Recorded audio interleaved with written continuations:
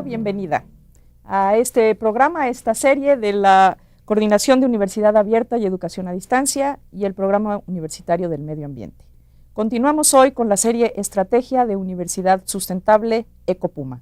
Hoy les presentaremos a ustedes el programa Luz en tu casa, calentamiento en el planeta. Y en este programa platicaremos de la investigación que hace la universidad para proponer soluciones a los problemas energéticos y también trataremos de informarle a usted lo que está haciendo su casa de estudios, la Casa de Estudios de la Nación, en torno al tema del ahorro, del manejo, del uso de la energía. El día de hoy tengo el gusto y el agrado de presentarle a usted, a nuestros invitados, el doctor Claudio Estrada, quien es el director del Centro de Investigación en Energía de nuestra Casa de Estudios. Claudio, muchas gracias por la invitación. Muchas gracias por estar aquí con nosotros. Y también se encuentra con nosotros la doctora Azucena Escobedo, quien es docente de la Facultad de Ingeniería y también especialista en el tema de energía. Azucena, muchísimas gracias por estar aquí con nosotros. Gracias por la invitación. Muchísimas gracias. Bueno, pues para darle entrada a este programa y para entrar en calorcito, lo invitamos que vaya con nosotros a ver la cápsula que hemos preparado para el día de hoy, Energía que se agota.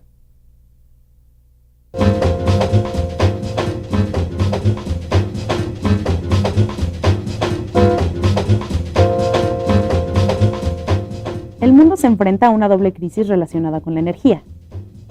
Al enorme consumo de energéticos de los países industrializados, se suma el de las economías emergentes como China y la India, que demandan cada vez mayores volúmenes de gas, petróleo y carbón para la industria y el transporte.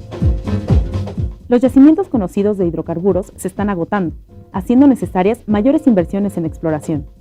Además, los nuevos yacimientos se encuentran en aguas profundas o en lechos geológicos de difícil acceso, lo que implica mayores costos económicos e impactos ambientales para su extracción. La época de los hidrocarburos relativamente baratos y fáciles de encontrar es historia. Por otra parte, hoy sabemos que la utilización masiva de combustibles fósiles para transportarnos, producir electricidad y bienes de consumo como los plásticos incrementa dramáticamente las concentraciones de los gases de efecto invernadero en la atmósfera, como el dióxido de carbono. También contribuye la deforestación masiva, que impide la absorción del CO2 mediante la fotosíntesis. Estas concentraciones de gases provocan temperaturas artificialmente elevadas, lo que se conoce como calentamiento global. A su vez, el calentamiento provoca el cambio climático, que de acuerdo con el Panel Intergubernamental de Cambio Climático de la ONU, es inequívoco. Ante las consecuencias de este cambio, pueden esperarse temperaturas extremas y precipitaciones más frecuentes, ciclones tropicales más intensos y un aumento en el nivel del mar. Se incrementarán así las tormentas, inundaciones y sequías, lo que conducirá a la reducción de poblaciones de seres vivos, disminución en su diversidad e incluso la extinción de un número significativo de especies que resulten más sensibles a los cambios. Este panorama hace urgente la búsqueda de fuentes alternativas de energía y la modificación de nuestros hábitos de consumo energético.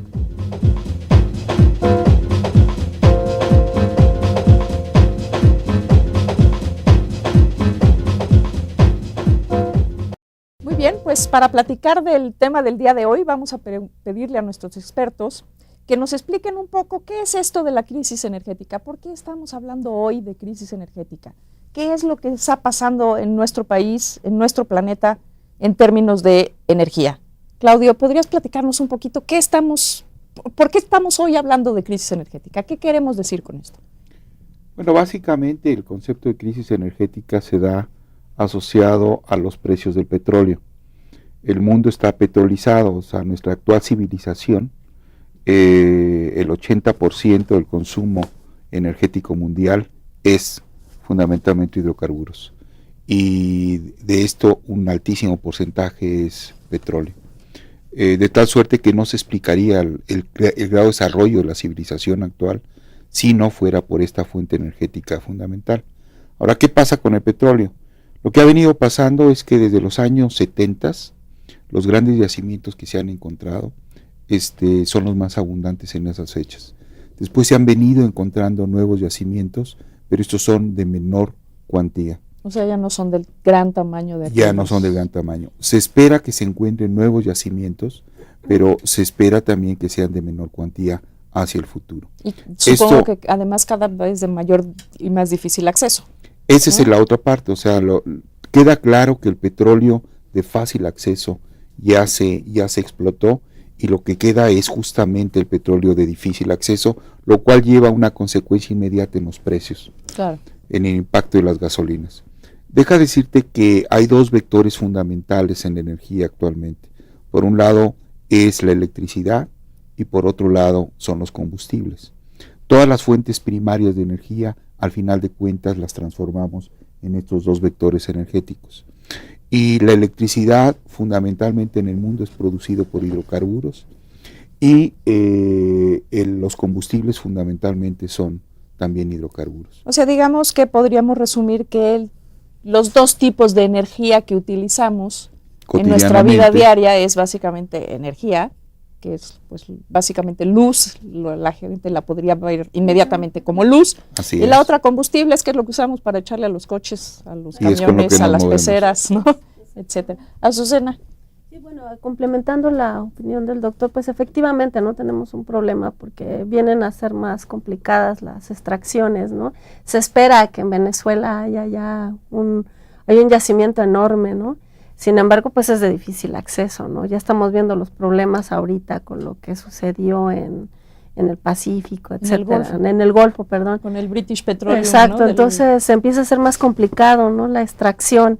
Y como bien comenta el doctor, pues uno de los problemas es la parte de transporte, ¿no? Porque bueno, la parte de electricidad, de alguna manera tenemos ya ahí la biomasa, eólico, solar, etcétera, pero la parte de transporte apenas estamos en pañales, ¿no? Apenas estamos viendo, ya hay muchas tecnologías, ¿no? Ya se están implementando, sin embargo, pues todavía no están tan desarrolladas y mucho menos tan aplicadas, ¿no? Como todas las Bueno, y un tema fundamental asociado a esta crisis energética es que el uso de estas fuentes fósiles, que es lo que es el petróleo, es una fuente fósil, es un recurso que se encuentra en el subsuelo, que estamos extrayendo, cuya composición básica como buen hidrocarburo pues es carbono. Y bueno, tenemos un problema ya de orden planetario de acumulación de este carbono en la atmósfera, que era un carbono pues que estaba ya en otros, almacenado en otros espacios del planeta. Y hoy lo estamos liberando, lo estamos sacando de esos y mandando a la atmósfera. Y esto se asocia también, además, a la crisis energética. No es preciso lo que estás diciendo, son los dos factores. Por un lado, el que los seres humanos nos damos cuenta del agotamiento de los hidrocarburos. Se estima que con los actuales consumos energéticos que tenemos, tendríamos petróleo para los próximos 40 años, tendríamos gas. ¿Como país, como mundo, planeta? Como planeta. Tendríamos gas para aproximadamente 65 años y tendríamos carbón para 160 años. Esto depende, estas estimaciones depende qué geólogo lo diga. Lo cierto está en que son estimaciones que nos dicen que el recurso energético básico es finito y eventualmente se va a agotar. Por lo tanto, estamos en un periodo de transición energética. El otro factor fundamental que tú lo estás acotando es el problema de cambio climático asociado a la actividad humana, fundamentalmente que estamos bombeando, como bien lo dices, carbón que está en el subsuelo, básicamente en forma de hidrocarburos, y a través de la quema que los humanos estamos haciendo, lo estamos depositando en la atmósfera terrestre a través básicamente de CO2, y eso, como bien sabemos, causa o es precursor del fenómeno de efecto invernadero, con las consecuencias de aumento de temperatura y cambio climático. No hay duda, ¿no? O sea, el impacto que tiene el CO2 en la atmósfera como un gas de efecto invernadero está probadísimo. Claro. Así es. Está probadísimo también el incremento de la presencia de este gas en la atmósfera, y también está muy clara la correlación entre acumulación de este gas y los otros gases de efecto invernadero y el calentamiento del planeta, ¿no? A través de la historia del registro fósil, eso está... Y el consumo, ¿no?, que tenemos nosotros del uso de la energía eléctrica, ¿no? Y ahí ¿qué perspectivas? ¿Cómo se puede entrar al tema de la crisis energética? O sea, ¿cuáles son las opciones reales que hay que tiene la humanidad, México como país, pero también el planeta, para el manejo de la crisis energética en estas dos vertientes? Por un lado, la del calentamiento global, y por otro lado, la del agotamiento de la fuente de hidrocarburos. Sí, bueno, la primera gran pregunta que nos tenemos que hacer es el desarrollo humano está asociado al consumo de energía. Y Absolutamente. la humanidad viene creciendo en población a un ritmo realmente impresionante. Ahorita somos 6.800 millones de seres humanos aproximadamente, y se espera que se estabilice hacia los 10.000 millones de seres humanos. Esa diferencia de nuevos seres humanos que van a estar en el planeta van a estar consumiendo grandes cantidades de energía, van a requerir. Claro. Por otro lado, es interesante ver la estructura del planeta en consumo. De los 6.800 millones, realmente una tercera parte del planeta somos los que utilizamos la energía moderna, esta es la que yo hablaba hace un momento, de la electricidad y los combustibles. El resto de la población humana sigue utilizando la energía básica que siempre ha existido en el planeta, que son básicamente las energías renovables. Es la leña, o sea, biomasa, ¿no?, en su forma elemental, el viento, las corrientes en los ríos, son formas muy primitivas, pero que están presentes hoy por hoy en el planeta, ¿no?, en una gran, en grandes sectores de la población. Que no tienen acceso a los combustibles fósiles. Entonces el punto está en qué pasa con estos países que esperan crecer en su desarrollo, y necesariamente con esto va unado en la demanda energética. Entonces el reto tecnológico es realmente impresionante. O sea, ¿cómo vamos a satisfacer algo así como los 15 terawatts instalados que producen energía? Un terawatt es 10 a la 12 watts. Eso lo que quiere decir es, imagínate, imagínate un complejo termoeléctrico de 1.000 megawatts, ¿no?, suficientes para dar electricidad a la Ciudad de México, por ejemplo, ¿no? De 1.000 megawatts, bueno, son 1.000 de ellos. O sea, 1.000 complejos que podrían alumbrar a la Ciudad de México. 1.000 complejos como que podrían, o sea, 1.000 ciudades similares como la Ciudad de México. Y la Ciudad de México es la ciudad, una de las más grandes, si no la más grande del planeta. Entonces, la electricidad que se produce con estos 15 terawatts a nivel mundial, en los próximos 40 años se va a tener que duplicar. Y si tienes el problema de que los hidrocarburos vienen en decaimiento, y por otro lado los hidrocarburos te están contaminando y te están generando cambio climático, viene la demanda en creciente, es obvio que hay una crisis. Ahora, la pregunta o la gran pregunta que tenemos es, ¿tenemos las fuentes energéticas que pudieran satisfacer esta demanda? La respuesta es positiva para los seres humanos, afortunadamente. Sí la tenemos. Y esa radica justamente en las fuentes renovables de energía. Sin lugar a dudas, la más abundante, pero Azucena. ¿Cuáles podrían ser los cambios? Sin embargo, yo creo que también tenemos otra opción, ¿no?, que es el uso eficiente de la energía, ¿no? O sea, tenemos la parte tecnológica, pero también tenemos la parte del uso eficiente, porque ¿de qué me sirve en todo caso tener el alumbrado eficiente si no lo uso de manera eficiente, ¿no? Digo, aquí en la universidad vemos los casos en los que vemos pasillos durante todo el día encendidos que ya tienen tecnología eficiente en iluminación, sin embargo están encendidos, ¿no? O sea, tienen tecnología, pero no los estamos usando eficientemente. Exacto. Son dos cosas diferentes, ¿no? Usar la tecnología de manera eficiente y implementar acciones de tecnología eficiente, ¿no? Yo puedo tener la tecnología eficiente, sin embargo, no la estoy usando de manera eficiente. Ahora, ¿cómo puedo yo subsanar eso? Bueno, pues yo creo que también hay dos formas, ¿no? Una forma es a través de educación, no hay otra, ¿no? O sea, de capacitación, a través de cursos, seminarios, y tal vez seminarios dirigidos, ¿no?, hacia cierto personal, la gente que se dedica a apagar y encender las luces, ¿no?, por ejemplo, ¿no? No les vamos... También en casa, ¿no? Claro, eso aplica no solo en sí, claro, digo, tú puedes ir encendiendo la luz y vas atrás de tu marido o atrás de tu hijo apagando la luz, ¿no?, porque no la necesitas, aunque el foco sea eficiente. Claro, ¿no? Claro, digo, ahorita ya hay un proyecto de norma en la CONUE para que ya no se fabriquen las lámparas incandescentes, ¿no? Y va a empezar a entrar para la parte residencial, que bueno, como sabemos en la ciudad, en todo el país, lo que más afecta a nuestro consumo eléctrico es la parte residencial y la parte industrial, ¿no? En lo que hablamos de consumo de energía eléctrica, ¿no? Entonces, bueno, tenemos la opción... ¿Ahí cómo está el balance? O sea, en términos de demanda, ¿cuál es lo más importante en el país? La industrial y después industrial. Primero industrial y después, después residencial, así es. O sea, primero industrial y después residencial. Sin embargo, en la curva, cuando hablamos de una demanda del país completa, en la curva de demanda que se tiene en un día típico, en el periodo punta, quien demanda más energía es el sector residencial, ¿no?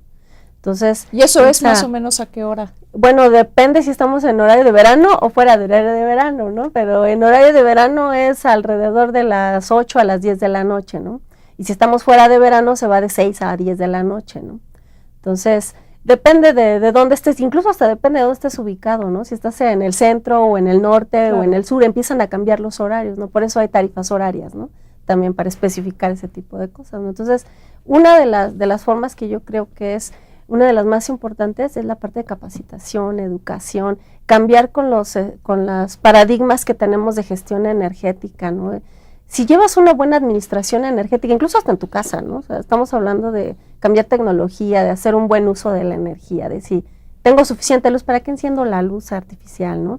Si no voy a usar si no me voy a bañar, ¿para qué tengo el boiler encendido, no? Cosas por el estilo, ¿no? Entonces, si hacemos un buen uso en la parte de gestión energética, tenemos un paso adelante, ¿no? O sea, solamente con llevar una gestión energética desde mi casa hasta la industria, saber cómo lo consumo, en dónde lo consumo, sé qué es lo que puedo hacer, luego ¿no? muchas veces ni siquiera sabemos en qué estamos, o sea, en qué se nos desangra el... Así es. Pregunta a tus alumnos, ¿no? Yo a mis alumnos les pregunto en clase, ¿cuál es su consumo promedio bimestral en su casa? Pues como 300 pesos, no, eso es lo que pagas en consumo, en kilowatts hora. No, pues no sé, pues chéquenlo, ¿no? Y vean si realmente hay un ahorro con respecto al verano, ¿no? De alguna manera. Pues es un kilowatt hora, ¿no? No se nota, pues cuesta 3 pesos, ¿no? Si estamos hablando de una tarifa. No, pero multiplícalo, ¿no? Por exacto, millones. Exacto, ya con eso contar, ya empieza a contar un kilowatt hora, ¿no? Claudia, tú estabas empezando a comentarnos de las energías renovables. Sí, pero la acotación de Azucena es precisa también. O sea, en manejo de energía a nivel global, lo primero que tenemos que hacer es ahorrar lo que ya tenemos.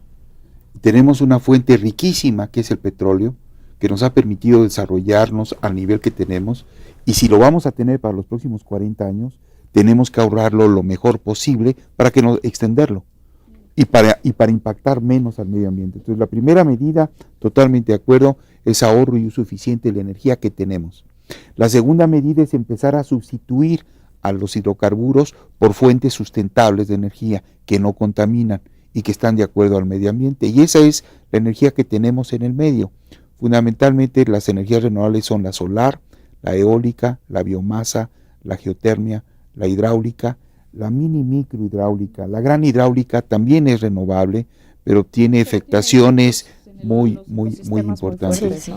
Y también la oceánica, y por oceánica me refiero no solamente a las olas, también me refiero al movimiento de las mareas que se pueden utilizar, a las corrientes marinas y a los gradientes térmicos que existen en algunas zonas del litoral mexicano, por ejemplo, ¿no? Entonces tenemos hay una enorme variedad de fuentes. Uno piensa que son, cuando a uno le dicen, bueno, ¿y cuáles son las energías alternativas? O uno siempre dice las tres, ¿no? Las mismas. Sí, el sol, eólica y si acaso mareas, ¿no? Sí. Pero acabas de nombrar ahorita más de 7, 8. Sí, y en geotermia tenemos una capacidad impresionante en el país. No somos el segundo país a nivel mundial de poder generación en la parte de geotermia. Tenemos 1000 megawatts Bueno, instalados en geotermia. Tenemos una de las 3 plantas más grandes del mundo, ¿no? En Cerro Prieto, en Mexicali. Y aunque suene absurdo, creo que es el 2% de la capacidad instalada de todo el país, ¿no? De 51 gigas aproximado que tenemos instalado, es el 2%. Sí, también tenemos que considerar a la energía nuclear. Es una energía que está presente, es una tecnología de uso comercial, y se estima que en los próximos años, precisamente por crecimiento de demanda, se va a necesitar utilizar a la energía nuclear. En países como el nuestro, la energía nuclear es necesario, considerando la capacidad de insolación que tenemos, otros recursos. Digo, entiendo que hay países que pues en el norte no tienen la insolación que tenemos nosotros. Si me permites, a lo mejor aquí debo ser categórico. Desde luego que es una opción, pero no creo que deba de ser la opción del país. Recientemente el gobierno acaba de anunciar un programa para instalar 18,000 megas nucleares. Yo no estaría de acuerdo con ello. Es fundamentalmente porque es una tecnología que de cualquier manera los mexicanos tendríamos que importar, porque no lo hacemos en el país, ¿no? En cambio, las fuentes renovables de energía son tecnologías emergentes, están creciendo los mercados internacionales de estas fuentes. Y me estoy refiriendo, por ejemplo, a la mini microhidráulica, que puede ser tecnología desarrollada en México, como la gran hidráulica. México es potencia mundial en gran hidráulica. Hemos los mexicanos sabido construir estas grandes centrales hidroeléctricas con tecnología mexicana. Incluso las hemos exportado. Digamos, hace muchos años, ¿no? Hubo ese boom de las grandes hidroeléctricas en México y bueno, era básicamente tecnología. Bueno, está la Yesca, ¿no? A punto de, ¿no? Y tenemos pero la otra es la geotermia. Hemos sido líderes y somos líderes mundiales en geotermia porque desde hace 30 años se ha venido apostando esta tecnología. ¿Cuántas plantas hay? ¿2? Cerro Prieto y los azufres. Y hay otra pequeñita, si mal no recuerdo, que está en Guanajuato, pero que genera una cosa así, menos de 1 giga. Sí, en total es casi de 1000 megas. Como país en términos de la apuesta a estas, o sea, ¿está invirtiendo el país en esto? ¿Se está buscando opciones en serio o seguimos esperando a ver que nos llegue una solución de Marte? Bueno, fundamentalmente estamos haciendo, si eso me lo preguntas hace 5 años, 4 años, te diría no estamos haciendo nada, o es muy poco lo que estamos haciendo. Actualmente ya existen, gracias a las reformas que se hicieron el año pasado, ya tenemos una ley de desarrollo sustentable, un programa de energías renovables, ya existe esto. Sin embargo, cuando tú ves con cuidado cuáles son las metas que se están planteando y lo comparas con lo que está pasando en otros países en el mundo, como los europeos o algunos estados de la Unión Americana, te sorprenderás que son muy limitadas. Realmente no le estamos haciendo la apuesta a estas tecnologías. Y cuando yo hablo de hacerle la apuesta, no solamente me estoy refiriendo a armar programas nacionales de utilización de estas tecnologías. Por ejemplo, una tecnología que tiene más de 100 años de existir en el planeta, que es totalmente renovable y que es incluso comercialmente viable. O sea, los que no lo estemos usando estamos cometiendo un error a nuestro bolsillo. La tecnología de calentamiento de agua para uso doméstico en casa-habitación. Solar. Tenemos países como los turcos, con economías inferiores a la mexicana, que tienen sendos programas nacionales de utilización de esta tecnología en sus países. Creo que es y en México no lo tenemos. Un punto muy importante, ¿no? Porque como que se nos deja a los ciudadanos la responsabilidad de innovar, ¿no? Y de que, bueno, pues si no tienes energía solar en tu casa es porque tú no has hecho el esfuerzo, pero no hay una campaña, no hay programa difusión, nacional de promoción. no hay un programa que incentive, que es lo que ocurre en muchos lugares donde desde el gobierno se incentiva este tipo de proyectos. Sí, el problema son los incentivos, ¿no? De hecho hay una norma en el Distrito Federal para el calentamiento de agua donde no implica a los usuarios domésticos, pero sí involucra a todos los demás que por lo menos tienen que tener el 30% de calentamiento solar, ¿no? Ya sea albercas, gimnasios, tintorerías, cosas por el estilo, ¿no? Baños de ese públicos, tipo, ¿no? Pues. Sin embargo, hay un programa muy importante que tiene la CONUE, que tiene GTZ, para incentivar el uso de este tipo de calentadores solares. Pero la gente no conoce eso, sí. Pero no lo conoce, yo creo que porque también es responsabilidad de nosotros de alguna manera darlo a conocer, ¿no? Y viene nuevamente la capacitación, la difusión, ¿no? Es un programa, es uno de los más importantes, la parte de difusión, ¿no? De saber qué es lo que hay y cómo usarlo, ¿no? ¿Cómo operan estos calentadores solares para agua en los hogares? Básicamente son dispositivos que son tubos aleteados donde hacemos circular agua. ¿Qué es un tubo aleteado? Perdón. Es un tubo que tiene pegado unas placas de cobre o de aluminio a todo lo largo, y entonces la radiación solar pega, estos tubos y estas aletas están pintadas de negro. Entonces la energía solar se absorbe en esos tubos, se transfiere la energía al interior del tubo donde está circulando el agua, y así es como se calienta el agua. Se alcanzan temperaturas de 50 grados centígrados, más que suficiente para nosotros nos bañamos con 45 grados, ya la sentimos muy caliente el agua. Sí. Y esto se almacena en un termotanque, normalmente son dispositivos que absorben energía solar, la transfieren al agua, y en un termotanque de 200 litros se acumula el agua, y está conectado al boiler. Entonces el boiler se enciende solo cuando la temperatura del agua está por abajo de cierto valor. Y normalmente eso no sustituye, o sea, no quiere decir que el boiler se quita, sino se pone en línea con el boiler. ¿Y el ahorro promedio es de...? Depende del lugar del país donde estemos ubicados. En la Ciudad de México. En la Ciudad de México puede llegar a ser un 60% el ahorro. En el norte. De hecho, en el norte puede llegar a ser un 90%. En época de calor. En Morelos, donde yo vivo, tengo un ahorro del 80% de gas. La hipoteca verde que tiene el Infonavit está haciendo el uso de recursos de focos ahorradores con tecnología solar, ¿no? De hecho, creo que se dio un premio nacional, lo dieron al Instituto de Ingeniería por la parte de la hipoteca verde, ¿no? Y se hizo un estudio y efectivamente se llegó al 60% de ahorro, ¿no?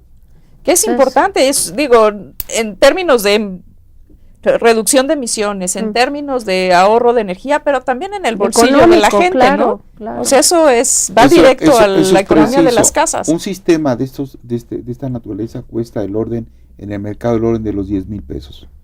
Y con los costos actuales del gas natural, con esos ahorros, lo recupera la inversión en 2 años y medio. Sí. En dos años y medio. No, pues después el sistema te dura 15 años. Eso quiere decir que las personas que no tienen calentadores solares en su casa están perdiendo dinero, simplemente. Ya oyó. No se nos vaya, vamos a una pausa y regresamos.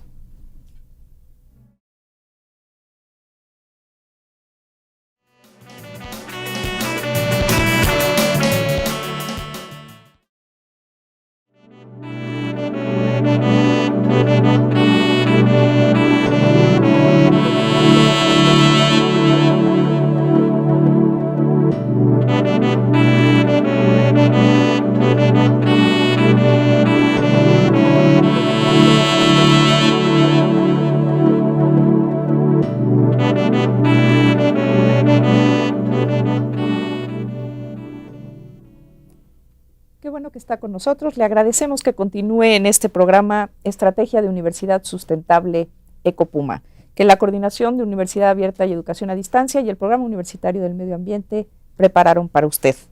Le recordamos que sus comentarios, sus opiniones nos son muy valiosos. Por favor, no deje de comunicarse con nosotros al correo de voz 5622-8718 o bien a los correos electrónicos mirador@cuaed.unam.mx o bien al correo del Programa Universitario del Medio Ambiente infopuma@sidcid.unam.mx. Y bueno, regresamos con nuestros invitados. Vamos a aterrizar ahora en esta segunda parte, aunque bueno, estaremos yendo y viniendo del país a la universidad, de la universidad al país. Pero ¿qué está haciendo nuestra casa de estudios? ¿Qué está haciendo la universidad en este tema de la energía? Claudio. Bueno, la universidad a lo largo de su historia ha tenido varias iniciativas importantes: el Programa Universitario de Energía, el Centro de Investigación en Energía del UNAM, en diferentes escuelas, facultades, centros e institutos. Hay grupos de académicos trabajando en distintas áreas. ¿Cómo cuánta gente hay en la UNAM trabajando tema de energía? ¿Tenemos alguna idea? Sí, recientemente el macroproyecto reunió a cerca de 80 colegas, profesores, investigadores de centros, escuelas, facultades, institutos, que trabajaron distintos tópicos de la energía. Yo le calculo que debemos de haber del orden de unos 100, 120 colegas en toda la universidad. O sea, es una buena masa crítica. Sí, claro. Sí, sin embargo, aquí somos autocríticos en el sentido de que, aunque vemos a un número relativamente importante de colegas, el Centro de Investigación en Energía tiene solo 62 académicos dedicados a temas de energía. Nos damos cuenta de que lo estamos haciendo no obedeciendo, digamos, a un plan rector, a un programa de desarrollo. Hay esfuerzos atomizados Exacto. en distintas líneas y por lo tanto no hemos tenido el impacto que deberíamos de tener. Sin embargo, más recientemente, en años muy recientes, hace 3-4 años, se estructuró en la Universidad Nacional el macroproyecto llamado la Ciudad Universitaria de la Energía, que probablemente Azucena nos pueda llamar ahora un poquito, dado que es su facultad la que coordinó este macro. Claro, pues. Bueno, antes de eso, a mí me gustaría comentarle a nuestro público, los macroproyectos es un esfuerzo de la universidad por precisamente conjuntar investigadores de diversas disciplinas en temas específicos. Y en este caso, bueno, hay un macroproyecto del agua, del cual platicábamos en el programa anterior, y está este macroproyecto de la universidad, de la ciudad universitaria y la energía. Así es. Bueno, pues antes que nada, creo que la universidad ha sido punta de lanza en cuestiones de eficiencia energética y ahorro, ¿no? O sea, desde hace alrededor de 15, 18 años, la universidad ha venido haciendo unos esfuerzos muy importantes para conocer cómo se está comportando la energía dentro de Ciudad Universitaria, que es uno de los campus más grandes que existen, ¿no? Entonces, de hecho, de ese mismo proyecto ganó un Premio Nacional de Ahorro de Energía la universidad, ganó un Premio Nacional de Ahorro de Energía por un proyecto que se hizo en la ENEVA Catlán, ganó un premio de ahorro de energía también la Torre de Ingeniería y hay otro en la facultad, ¿no? Entonces, bueno, los esfuerzos ahí están, ¿no? Programas hay muchos, nada más que, bueno, han estado viniendo desde hace 15 años, 18 años, ahorita retomamos esto con los macros, que bien dice el doctor. Aquí en Ciudad Universitaria se realizaron 5 estudios diferentes, en 5 diferentes edificios, todos con diferentes usos, desde aulas, bibliotecas, centros de investigación. Se hizo una caracterización energética para poder identificarlos a través de un indicador energético. ¿Y cómo andamos? Pues comparativamente con otras universidades, solamente es de 1 a 1, ¿no? Porque no podemos hacerlo como campus porque no tenemos información suficiente hasta este momento, ¿no? Hay líneas de investigación dedicadas para hacerlo, ¿no? Para ya podernos comparar con otras universidades. Y estamos bien, o sea, dentro de las estadísticas que sacamos comparativamente con otros edificios del mismo tipo de uso, estamos bien, o sea, estamos bien, ¿no? Sin embargo, tenemos mucha capacidad instalada, cosa que era de esperarse en la parte de calefacción, ¿no? Porque, bueno, Ciudad Universitaria hace frío, sin embargo no se usa, ¿no? También hay otro problema, aquí no tenemos medición por edificio, tenemos 4 acometidas que llegan de diferentes lugares a Ciudad Universitaria y miden la energía eléctrica de todo CU, pero si me dicen, bueno, ¿y cuánto consume la Facultad de Arquitectura?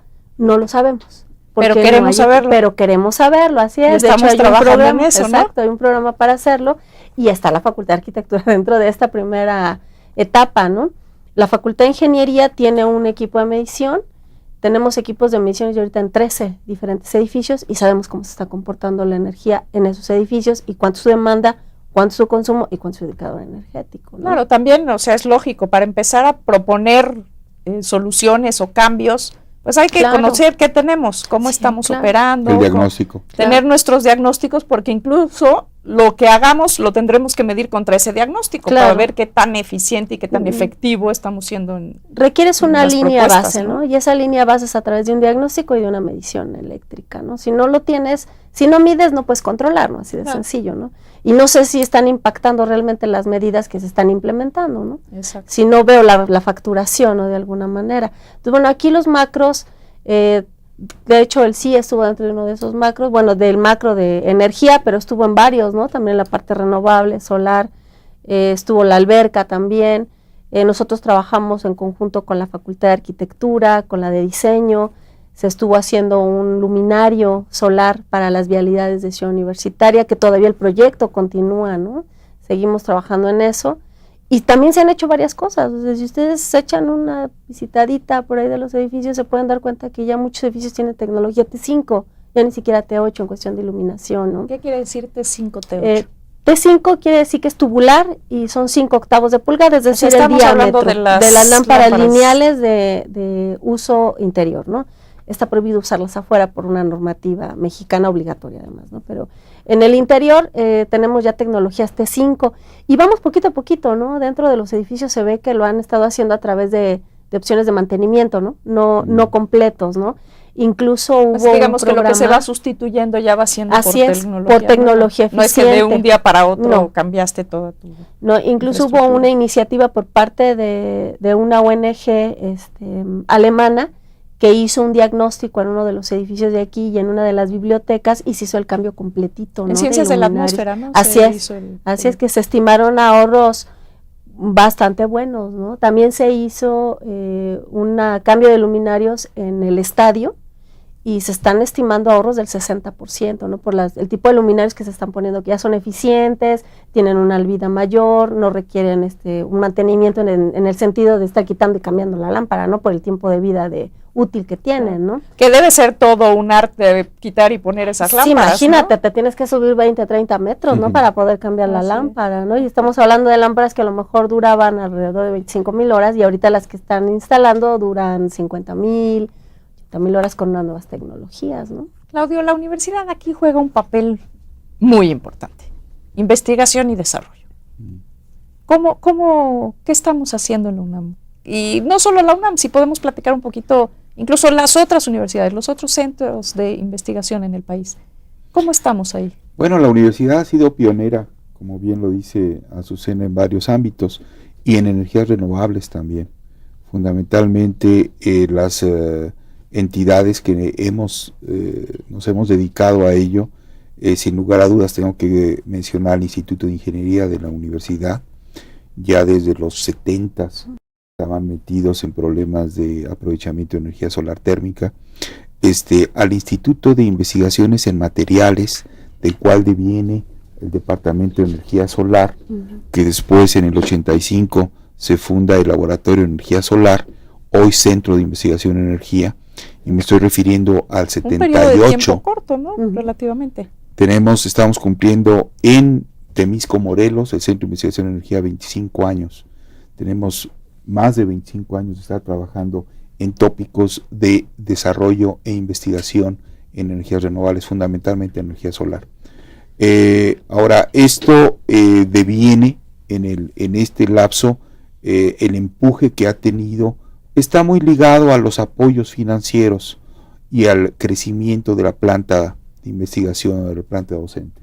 Y eso desafortunadamente ha venido ligado a los precios del petróleo. Fíjate, estamos hablando en el 72, 74, una crisis, y entonces hay un gran auge, y entonces la gente se mueve a investigar más y a desarrollar más tecnología de energías renovables o energías alternas, ¿no? Se estabiliza el precio del petróleo y entonces se estabiliza, decae, ¿no? Es clarísimo cuando uno ve la curva de inversión en energías renovables a lo largo del tiempo a nivel mundial, y México tiene un comportamiento muy similar, pero digamos que la Universidad Nacional ha venido haciendo un esfuerzo constante a lo largo de los años. En años recientes ha crecido el número de investigadores. Este programa del que estamos hablando, del macroproyecto de la Ciudad Universitaria de la Energía, posibilitó a varios grupos universitarios a meterse, a tener recursos para hacer investigación y desarrollo. Y lo que quiero comentarte es que no hay muchos en el país, somos muy poquitos a nivel nacional. Tengo que comentar que la Asociación Nacional de Energía Solar ha jugado un papel importante en el sentido de constituir un foro a nivel nacional donde grupos de universitarios, fundamentalmente de todo el país, se congregan anualmente para presentar los logros o los avances de investigación que tienen. Pero el número de investigadores, digamos, ha sido más o menos limitado a nivel nacional. No corresponde el gran reto que tenemos, exacto, el gran problema que tenemos con la energía, con el número de mexicanos, de investigadores dedicados al tema. No hay correspondencia. ¿Y la inversión en esa investigación? Es cuando uno ve lo que están haciendo en aguas profundas, los millones de dólares que se tienen que invertir para ver un pozo en agua profunda, ¿no? Ver si tenemos ahí, comparado con lo que estamos haciendo en otras áreas, es ridículo. O sea, aquí tengo que ser tajante, no estamos apostándole. Y aquí tenemos que apostarle. México tiene un problema. Al principio del programa estábamos platicando de que en el planeta se está agotando el recurso del petróleo fácil, digamos. Pero México es uno de los países que está agotando su recurso con una velocidad impresionante. De hecho, las noticias hace unos días, en el periódico se anunciaba que vamos a empezar a importar petróleo para refinar. Sí. México, potencia mundial petrolera por excelencia, todos crecimos con México como país petrolero. Sí, desafortunadamente Oye, la producción, ya importamos gasolinas y ahora queremos importar. la producción gas. de Gas, petróleo carbón. mexicano está controlada por el más grande yacimiento, el complejo petrolero de Cantarell, y Cantarell desde el 2004 viene hacia abajo.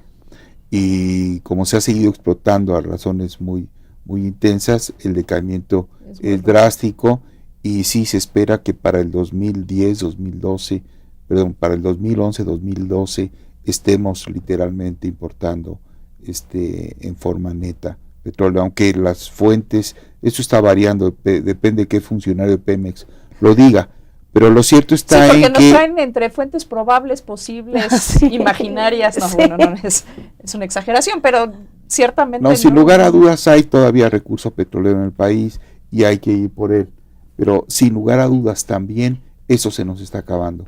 Por eso la importancia de como país apostarle al futuro, y el futuro son las energías renovables. Sí, claro, por eso sacaba yo este tema, ¿no? O sea, la tendencia que tiene México de apostar a otro tipo de recurso energético, ¿no? Y lo interesante aquí es el otro recurso energético. Azucena lo comentó en una intervención pasada.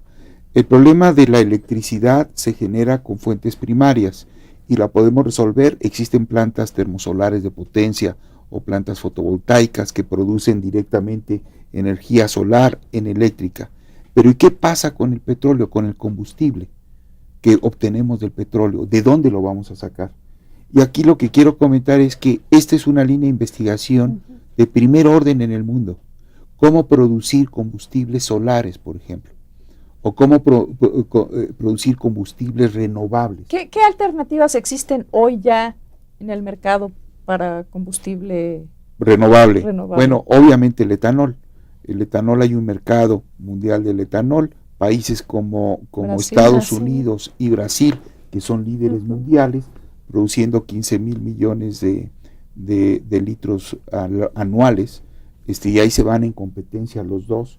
Es interesante, Brasil apostó al etanol Hace hace muchos 30 años, Sí, cuando y fue la ahorita, crisis. y ahorita son líderes Son mundiales en la tecnología, o sea, desarrollaron la tecnología.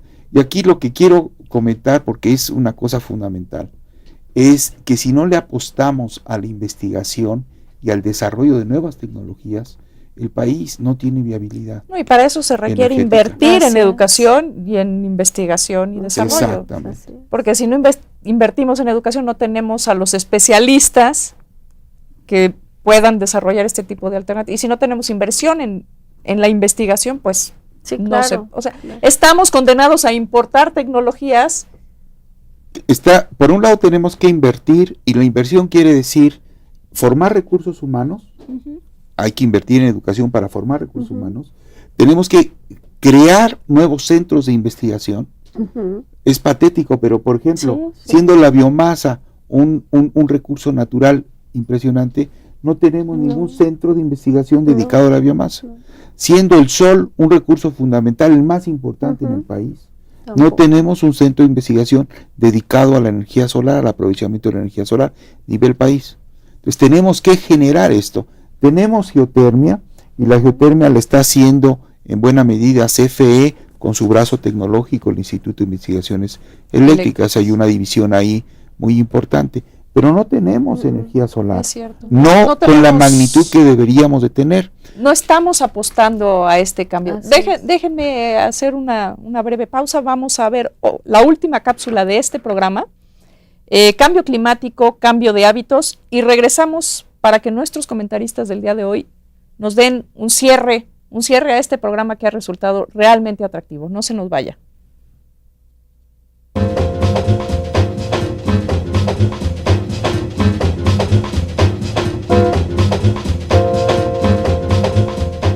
El mundo se está calentando y es debido a nuestras emisiones de gases de efecto invernadero. La concentración de dióxido de carbono en la atmósfera ha aumentado alrededor de un 32%, sobre todo debido a la utilización de combustibles fósiles y a los cambios en el uso de los suelos. El 60% de este aumento se dio en los últimos 50 años. Como lo señaló el doctor Mario Molina, debido a que el CO2 se acumula y permanece en la atmósfera, Cada generación hereda las emisiones de todas las generaciones que la antecedieron. Muchos seres humanos en la actualidad y en el futuro tendrán que luchar contra los efectos de esta acumulación. Sabemos que por encima de un umbral determinado, los efectos del aumento de la temperatura planetaria serán muy negativos para la mayoría de las naciones, las personas y los sistemas biológicos. Aunque no conocemos exactamente cuánto se calentará el planeta y existen muchas incertidumbres en la ciencia alrededor del clima, por ser un sistema frágil y complejo que no entendemos del todo, sí sabemos que es necesario actuar de inmediato. Así pues, existe un consenso abrumador de que si fallamos en el objetivo de limitar nuestras emisiones de gases, presenciaremos consecuencias muy adversas en un nivel inaceptable en otros ámbitos. Nuevas fuentes de energía y un uso más eficiente, racional y responsable de los energéticos son elementos fundamentales en el cambio que necesita el planeta y que podemos construir entre todos.